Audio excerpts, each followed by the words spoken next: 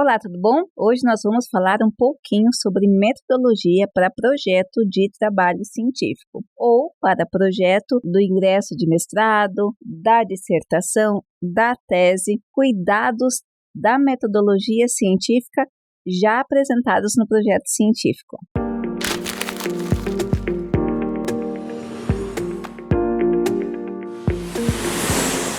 Bom, a dúvida de hoje é da Larissa Tenório. Ela disse o seguinte: estou no projeto de pesquisa para mestrado.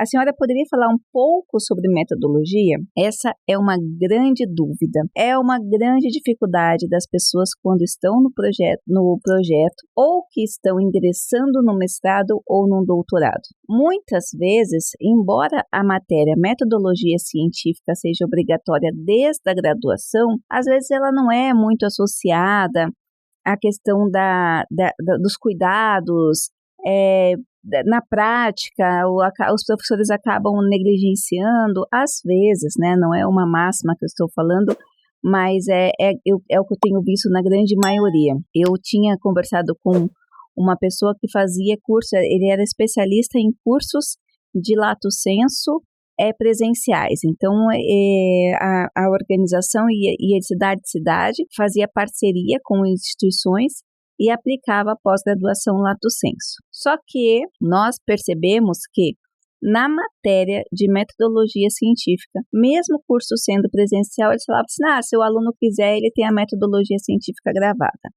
Então, eu tenho visto muitas vezes que a questão da metodologia, do método de pesquisa, ele acaba sendo menorizado, né? Afinal de contas, você não estuda fisioterapia para entender e escrever. Na verdade, é a ideia, né? E você está no mestrado não é para aprender a escrever, é para você pensar e pesquisar sua linha de pesquisa. E aí chega aquela grande hora de você fazer o seu trabalho. E aí é um problema generalizado, tanto por parte dos alunos quanto por parte dos professores, na questão de como desenvolver. E aí existe uma questão que não é muito bacana, que é a questão que é, né, o que é, como funciona a metodologia científica e como o professor, na sua grande maioria, não se aprofundou, não virou especialista na questão de método de pesquisa. Então, existe a questão que é e a questão que o professor acha que é. E aí o aluno ele tem que entender o que é para entender o que o professor quer, como o professor trabalha. E no caso do mestrado e do doutorado, tem que entender ou tem que trabalhar ainda com as percepções da banca. Isso é uma questão muito delicada, porque aí a gente não tem no Brasil critérios metodológicos, apesar de existir grande literatura sobre o assunto. Nós não temos, assim, um padrão metodológico para cada instituição, não tem um padrão metodológico até mesmo dentro da instituição, e o aluno fica um pouco perdido.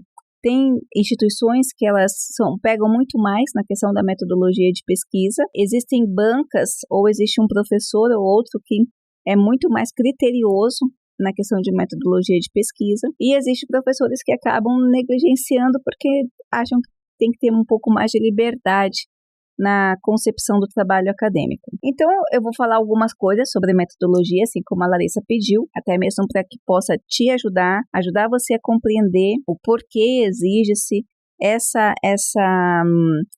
balanço aí, essa não sistematização, e aí você vai entender alguns aspectos que você vai ter que considerar antes da metodologia em si. O primeiro deles eu já falei, é com relação ao que o seu professor, a sua instituição e o seu corpo ali de banca, de avaliadores, entendem como metodologia científica, até onde eles cobram. Por exemplo, eu já vi professor da área de saúde, mais voltado à área de medicina, biomedicina, que são pessoas muito técnicas com relação à metodologia. Então, eles pedem qualquer coisa que você vai apresentar de metodologia. Para um professor que vem desse tipo de formação, ele costuma pedir critérios de inclusão, critério de exclusão, metodologia, abordagem, tratamento, N, da onde que vem esse N, do porquê que você escolheu isso. E aí, esse professor, num grupo desse, vai para outro grupo, às vezes vai analisar um trabalho da área de humanas, por exemplo, e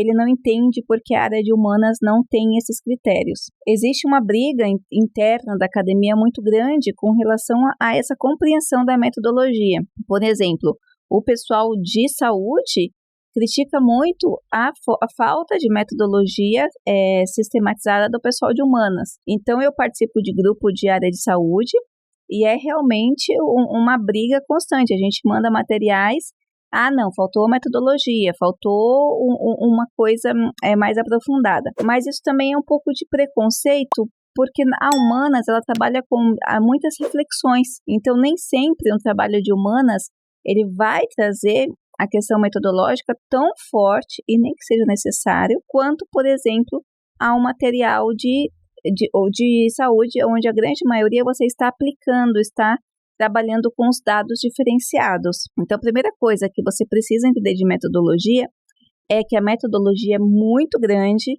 e vai estar ligada, a característica da sua preocupação metodológica vai estar muito ligada ao ambiente que você está inserido ou está inserida. Nesse contexto, é importante você pesquisar os professores, os projetos que são apresentados e até bancas, né? Pergunte se a sua instituição não manda as bancas que estão sendo realizadas. Vá nas bancas para você entender o que é exigido, como que é feito, para que você também possa se espelhar se você já não tem experiência. Então, são aspectos que você tem que pensar antes da construção metodológica em si. O segundo aspecto é que a metodologia científica não está lá só por estar.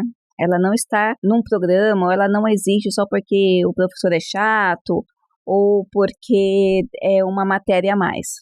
Não, metodologia científica existe desde a Idade Média. Eu diria ainda que há algumas discussões que apontam lá para a Grécia, porque é onde você vai demonstrar o cuidado da investigação que você está fazendo, o cuidado de servir como parâmetro científico, o cuidado de execução do material, da onde que você tirou essas informações, da onde você está construindo o seu material, mesmo que a sua intenção seja discutir, seja colocar um assunto para reflexão, a metodologia vai te dar parâmetros para dizer o seguinte: olha, essa discussão, ela parte do ponto de partida assim e assado. Por exemplo, você não pode só criticar, não, eu critico o capitalismo, eu critico o neoliberalismo. Então, eu quero trazer uma reflexão sobre o que uma sociedade assim faz. Você não pode só dizer isso da sua cabeça porque são suas percepções. Você vai ter que buscar quem fala, você vai ter que dizer o que você entende sobre o neoliberal, você vai dizer o que você entende sobre o capitalismo, quais as fontes que você leu, tá? Não pode ser blog, não pode ser YouTube, não pode ser pessoa que está falando sem base. Quais são as fontes que você leu? O que você entende? Por que você critica? Da onde que partiu sua crítica? Então, eu vejo algumas coisas assim, eu vi o fulano criticando e eu acho que esse fulano é uma pessoa bacana. Qual é a sua percepção? Como você entende isso? E você entende a partir de onde? Então, a metodologia científica é justamente esse cuidado. Se você vai fazer um trabalho de revisão bibliográfica, aonde que você revisou, que fez essa revisão? Quais os autores que você pesquisou? Até mesmo para saber se você está lendo de forma correta os autores que você disse. Eu pesquisei artigos científicos, tá?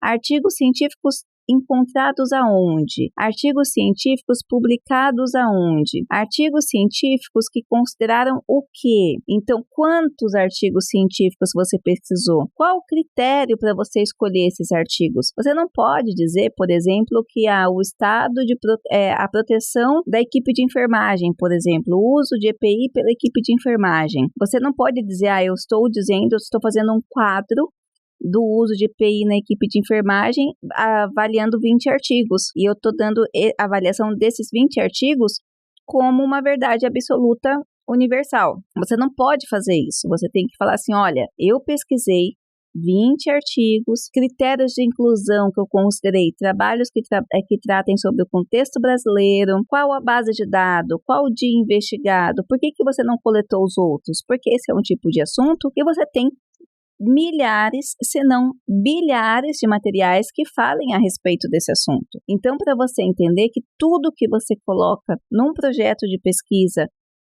como você elaborou, como você vai elaborar esse trabalho, quais os cuidados que você vai ter que ter, por que é justificativo, o que justifica o seu trabalho. Por isso que o estado da arte é importante para você conseguir dizer qual é a intenção de você, qual é a contribuição, não só a intenção de você realizar esse estudo. E aí você vai ter que entender se a sua abordagem vai ser quantitativa, ou seja, se você vai pegar um N, fazer uma amostra e fazer gráficos, tabelas, cálculos estatísticos depois, se vai ser qualitativa, se você vai pegar os dados e vai só analisar, como que você vai analisar, todos os dados. Eu vou aplicar um questionário.